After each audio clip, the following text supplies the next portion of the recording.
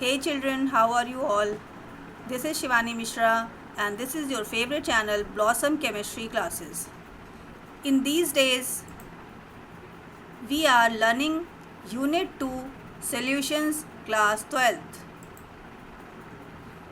Today we will learn about abnormal molar masses. Right? So, क्या चीज़ है ये abnormal molar masses? As you all know, colligative properties of the solution depend on the number of solute particles present in the solution. ये आप previous कई सारे videos से पढ़ते आ रहे हैं कि colligative properties डिपेंड करती है on the number of the solute particles, on the quantity of the solute particles but not on the quality of the solute particles. तो हेयर कॉलिगेटिव प्रॉपर्टी है, तो कॉलिगेटिव प्रॉपर्टी जो होती हैं solute particles की, they will depend on the number of colligative property of the solution depend on the number of the solute particles.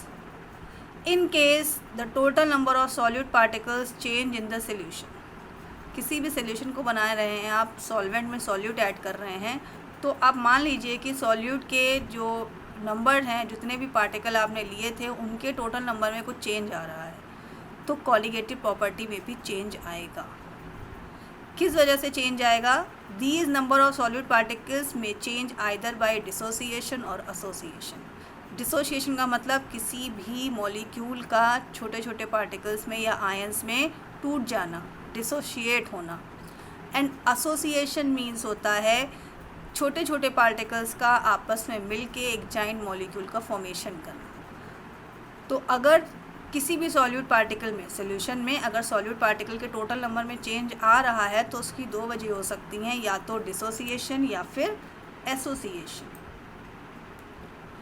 दस आपने क्या पढ़ा? पहली लाइन के अकॉर्डिंग जो आपने पढ़ी है वो नॉर्मल वैल्यू जो होती है कॉलिगेटिव प्रॉपर्टी की, that will be directly proportional to the number of particles of solute taken.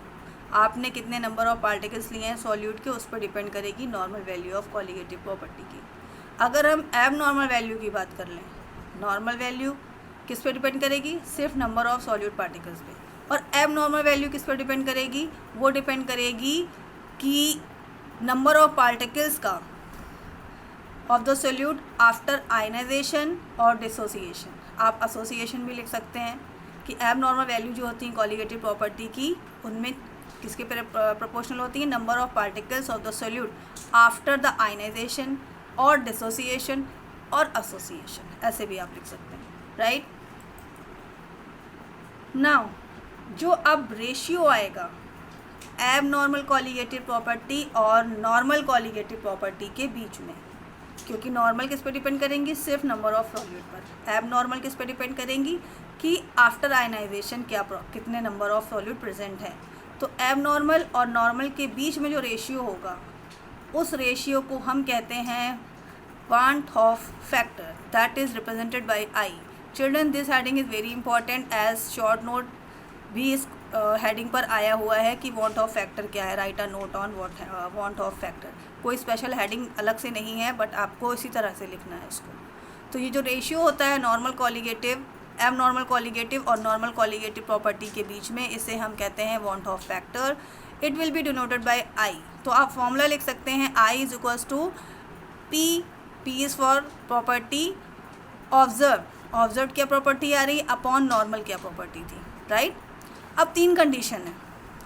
Ratio जो आई है या तो वो इक्वल टू 1 आना चाहिए, और ग्रेटर देन 1 और less than 1. In case I will become equal to 1, then it you must say normal state of solution, यानी कि नॉर्मल और एब नॉर्मल दोनों ही कॉलिगेटिव प्रॉपर्टी सेम है, तभी रेशियो 1 आएगा जब दोनों एक दूसरे के इक्वल होंगी.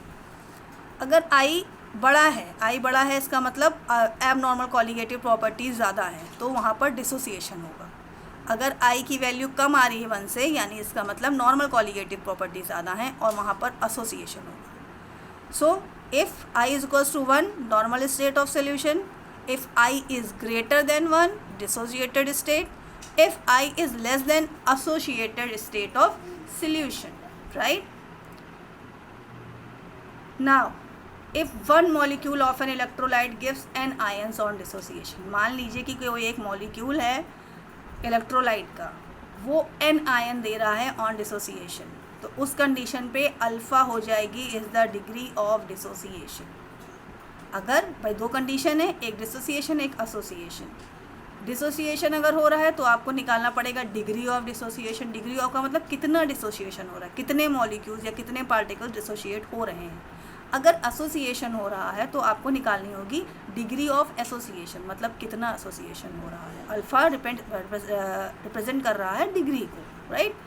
तो अगर एक मॉलिक्यूल एन आयन डिसोशिएशन पे दे रहा है तो अल्फ़ा इक्वल्स टू हो जाएगा I-1 अपॉन n-1। अगर n मॉलिक्यूल एसोशिएट हो रहे हैं और एक giant molecule, giant means big molecule का फॉर्मेशन कर रहे हैं, तो अल्फ़ा कहलाएगा its degree of association.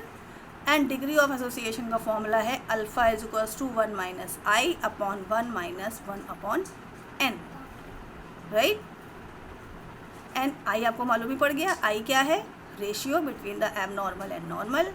n is the number of solute particles. Alpha is the degree of dissociation और association. These two formulas are very important as number of numericals are there, right? Now children, आज के video में इतना ही। It's a humble request.